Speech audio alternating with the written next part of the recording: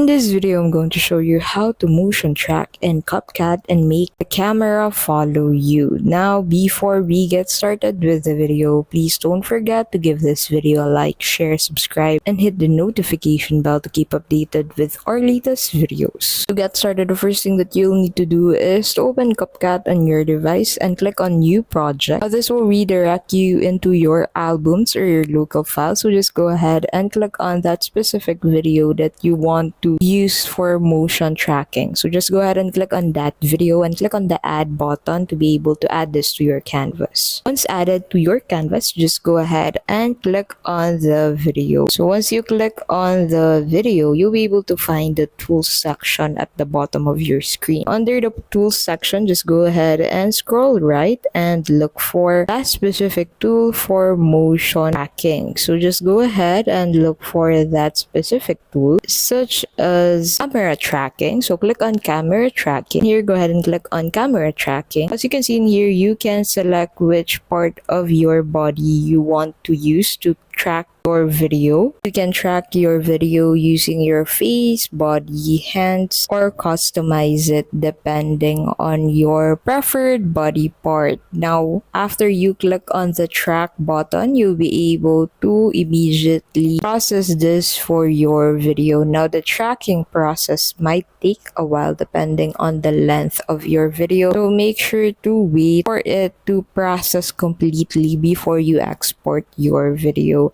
And that is how you can simply motion track in CapCut and make the camera follow you. Thank you so much for watching, and we'll see you in the next video.